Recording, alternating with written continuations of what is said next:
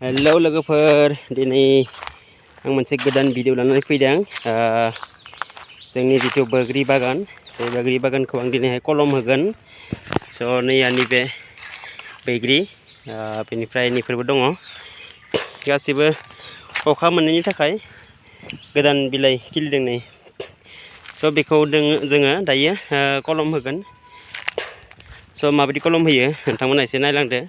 सोरनाबा जुदि बैग्रि बागान दङब्ला नोंथांमोनाबो जाहाथे कलम होनो बावनानै दङब्ला कलम होनो सोलोङो। स' नैयानिफोरो थांनाय बोसोरनि दंफां, बियो थांनाय बोसोरनि फुलि।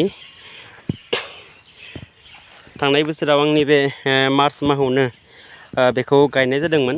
स' बेसेबां देरदों नैया। थांनाय बोसोरनि जिथु मार्च मासनि फुलिमोन बियो, बेखौ आङो देग्लाय दानना होगोन बोसोरसेनि उनाव। फिथाइया थाइदोंमोन, नाथाय बे फिथाइ थायनाय समावनो आङो बै बिबार बारनाय समावनो आङो जिथु एम्फौनि मुलि बेखौ होनानै लादोंमोन। स' एम्फौनि मुलि होनायनि थाखाय फिथाइया बारा थायासै, जिथु क्रस जायासै। नै गासैदो 80 दङ, 80था फुलि दङ। एसेल' हायावनो गोबां फैसा आरजिनो थाखाय जोङो माखासे आबाद मावनो हायो। स' बेफोरबायदि आबादनि सायावनो जोङो दङ। फार्स्टआवनो जोङो भेनिला गायनो हायो। भेनिलाखौ जुदि नोङो गायनो हायोब्ला, भेनिला 1 केजि भेनिलाया दामा जाहैबाय 40,000 बा 45,000, 50,000 बेबायदि जाहैयो। बेनिफ्राय कक'आ चक्लेट होनना बुङो।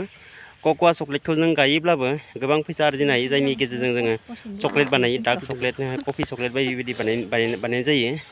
स' बेनिफ्राय नैबे जाहैबाय बैग्रि गायनानैबो जों गोबां फैसा आरजिनो हायो। बेनिफ्राय दङ खुसेर गायनो हायो।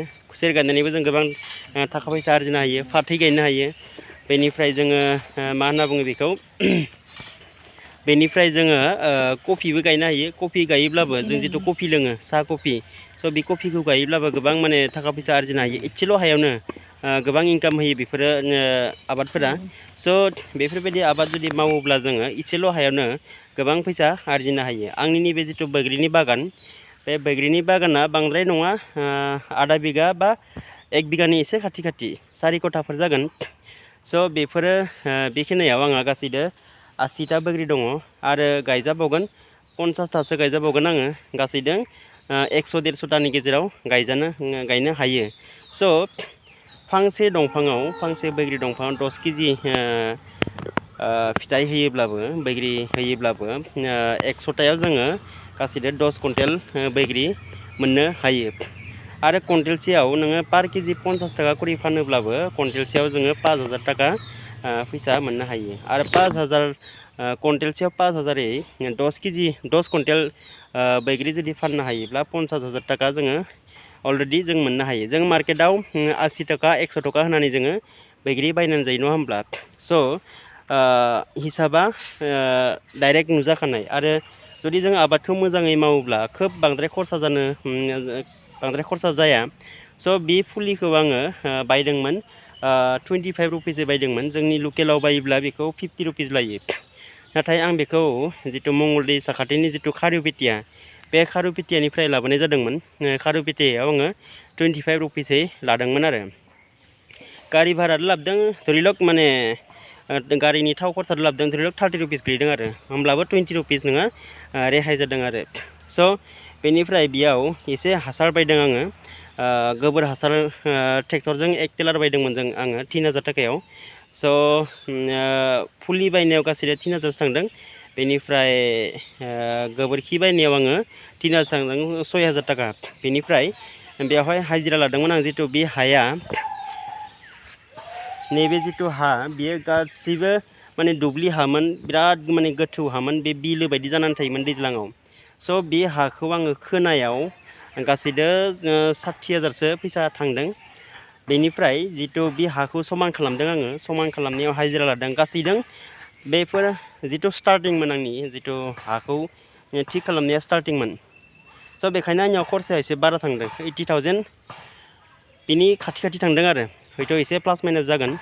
80,000नि बांद्राय बा खम बेबायदि जागोन। स' जुदि नोंसोरनाव जुदि हाया अलरेडि जुदि थिग दंखायोब्ला जास्ट बैग्रिखौल' जुदि गायनो नांगौब्ला होमबानिया बांद्राय खरसा जाया। बैग्रि फुलियाव नोङो बांद्राय खरसा जाया, 3,000 4,000 थांगोन। बेनिफ्राय गोबोरखि नांथारगोन बेयाव, बेनिफ्राय बेयाव एसे इउरिया, DAP, सुपार, पटास बेफोरखौ जुदि होनो हायोब्ला मोजां जायो। आरो जिथु सयल होनो हायोब्ला मोजां जायो, थाबनो दंफाङा ग्र' जायो। आरो नङाब्ला NPK हासारबो होजायो।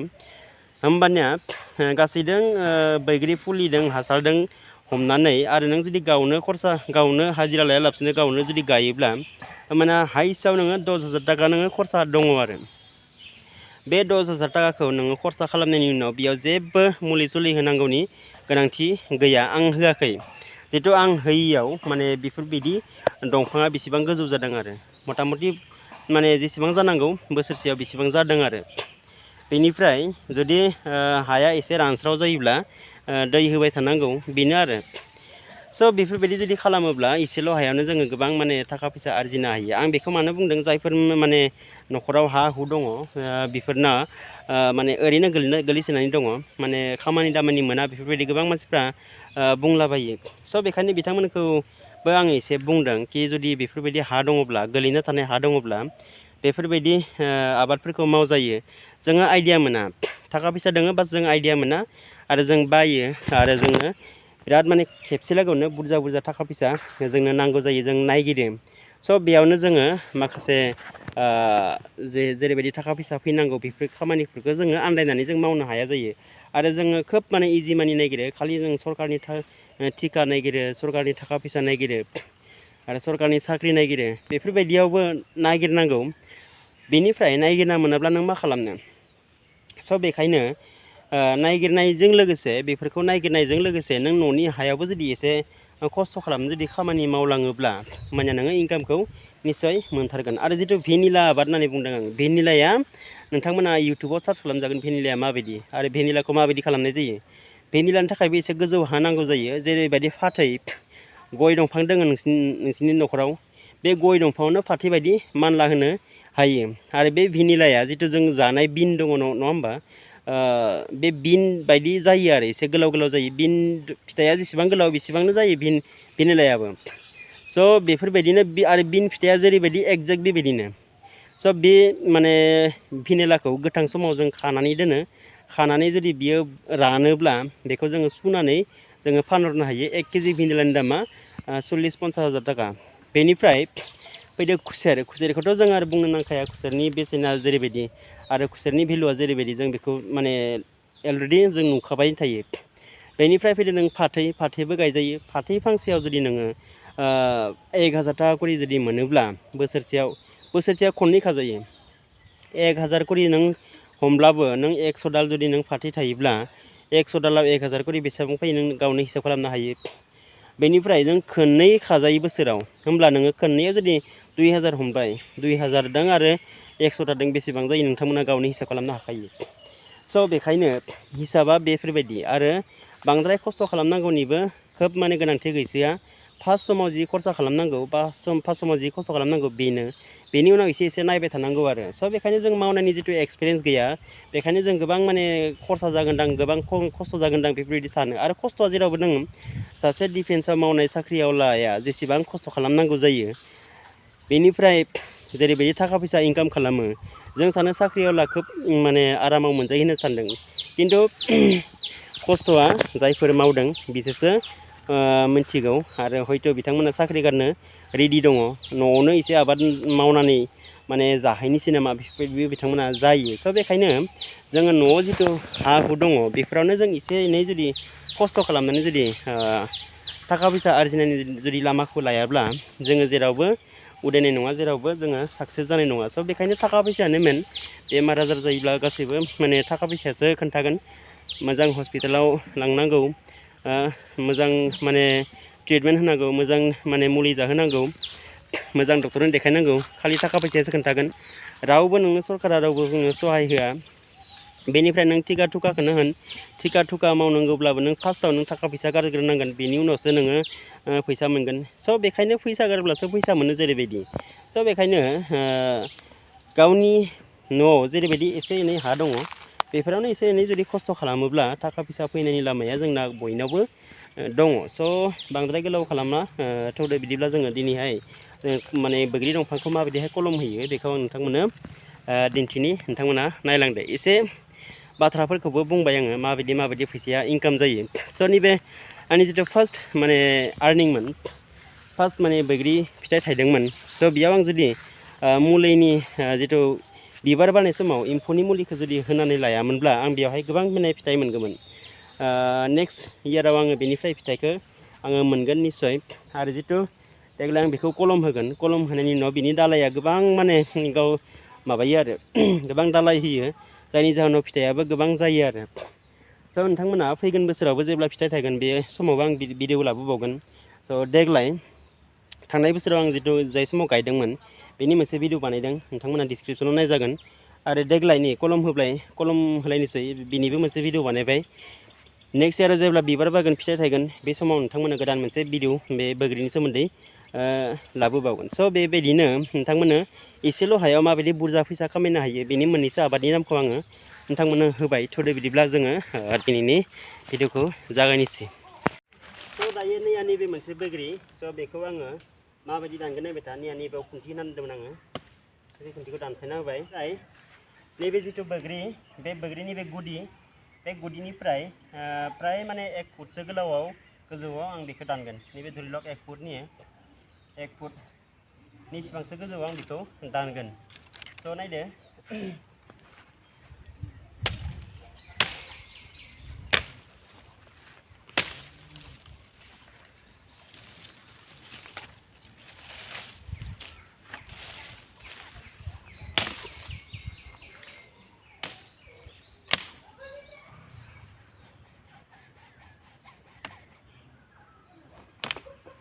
दायो नैया नायदो, आं बे बैग्रिखौ नैबे जिथु गुदि, बे गुदिनिफ्राय मथा मथि 1 फुटसो गोजौआव आं बेखौ दानदों।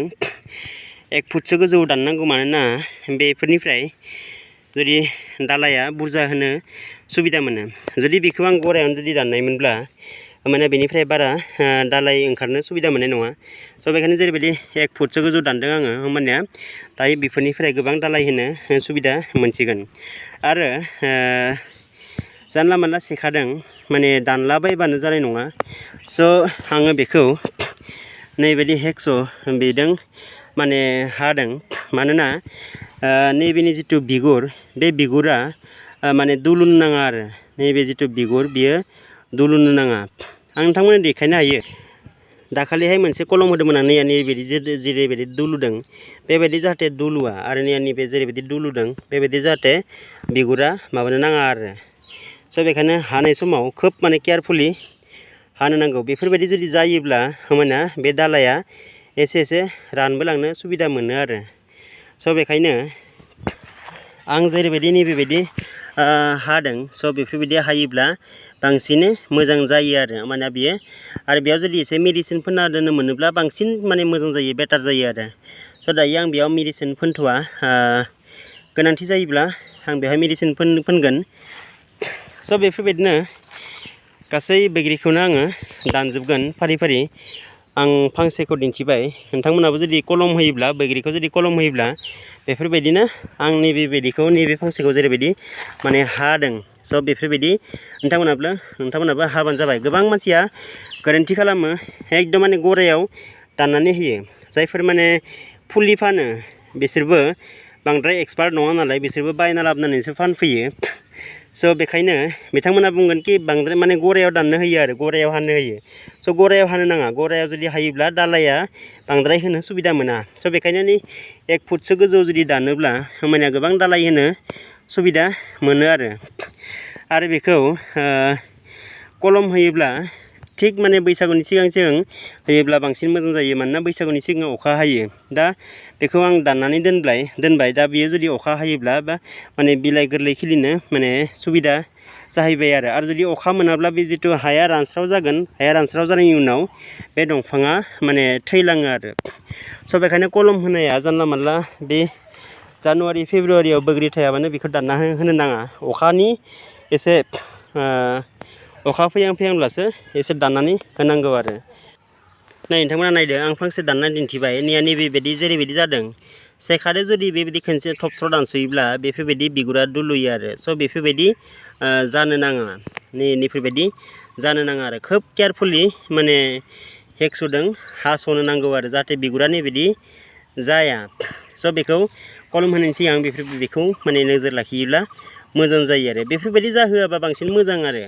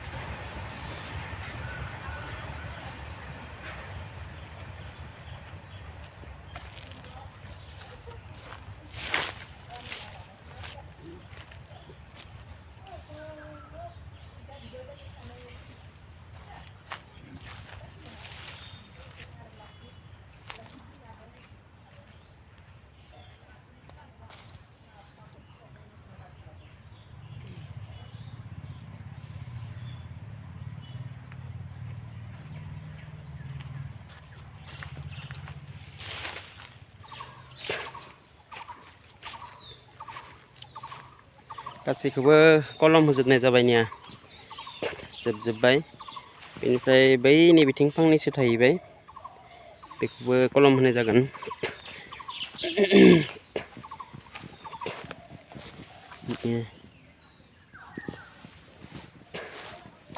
बेनिफ्राय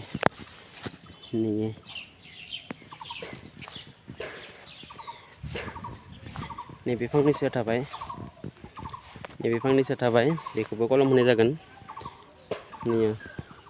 बे गुदियाव दानस'ना होनाय जागोन स' बेनिफ्राय बेफोर जिहेतु हाग्रा दोङो बेफोर हाग्राफोरखौ गासैखौबो हाग्रा थैनाय मुलि होनानै स्प्रे खालामना होनानै साफा खालामनाय जागोन बेफोरबायदि गुदि गुदियाव हाग्रा थानो नाङा जुदि गुदि गुदियाव हाग्रा थायोबा बे दंफाङा जिमानखिनि हासारबो नांगौ बेफोर हासारखौ हाग्राफोरा बोजोबनानै लायो स' निया बेयाव बिराद हाग्रा दङ थ' बे दंफाङाव बैग्रि दंफाङाव जिमानखिनि हासार होदोंमोन बेफोर हासारखौ गासिबो हाग्राफोरा बोजोबनानै लायो आरो स' बेखौ प्लास्टिक होनो हायोब्ला साबसिन जायो प्लास्टिक होआब्लाबो बे हाग्राफोरखौ एसे साफा खालामबाय थायोब्ला मोजां जायो आरो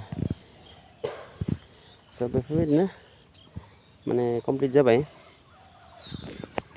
स' बेखिनियानो आरो बैग्रिखौ माबायदि कलम होयो स' बेनो आरो भिडिअ'आ दिनैनि भिडिअ'आ नेक्स्ट भिडिअ'आव नोंथांमोनखौ नेनानै थाबाय निया बिथिंजाय एसे दंबावो आरो गायनो जायगा दङ 50 दालसो गायजागोन बिथिंजाय गासैदो बेनिफ्राय बैथिंबो एसे जिं गायजागोन नालाय स' बेखायनो